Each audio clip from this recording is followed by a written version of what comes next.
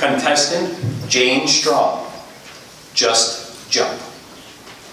Just jump. Jane Straub.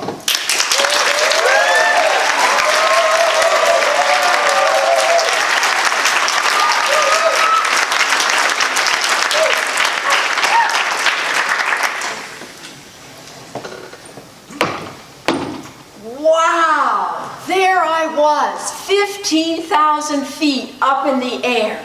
That's 3 miles high. About to take the biggest risk of my life.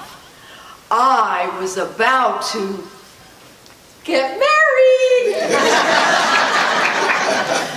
No, I was about to jump out of a perfectly good plane. What was I thinking? Mr. Contest Master, fellow Toastmasters, most welcome guests. Have you ever really wanted to do something, but you were afraid? Have you ever wanted to try something new, but fear stopped you? Have you ever said no to an experience and later regretted it? I think we all have. I wasn't afraid of flying, but my grandmother was. She was terrified to fly and she would never come to visit me. So I said to her, "Why are you so afraid of flying?" "I'm afraid the plane's going to crash." "Oh, don't worry about that. People fly every day. When your time comes, your time comes." Well, she looked me straight in the eye and said, "What if it's the pilot's time?"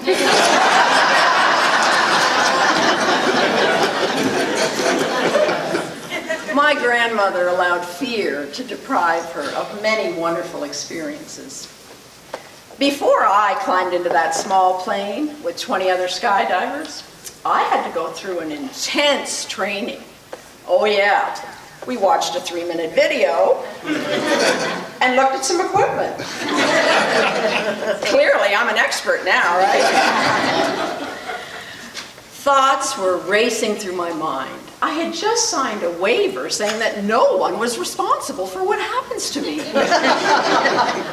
We were all a little nervous, on edge, wondering whether or not our time had come.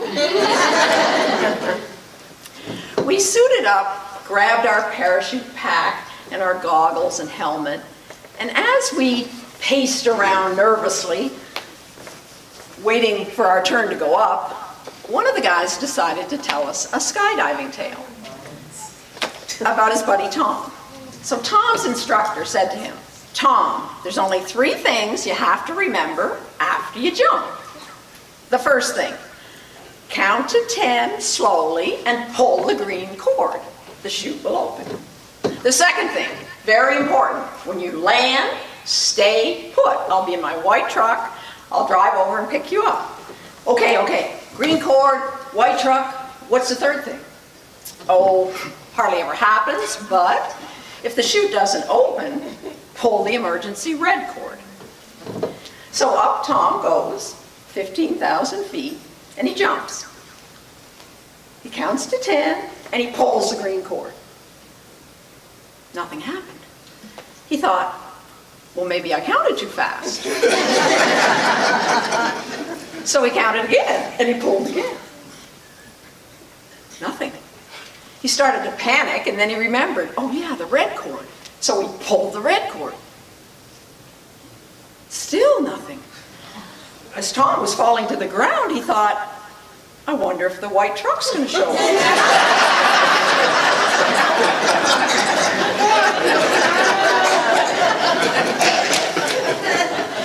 We all laughed too, but I don't think it really helped to calm our nerves. I was scared. My heart was pounding, my mouth was dry, I had to pee. But I wasn't going to let fear stop me. I really wanted to do this. 3 miles up, the plane began circling around. There's no going back now. I checked everything. I checked my chute. I checked my goggles. I checked my lipstick. I stepped up. I took a deep breath. And I jumped.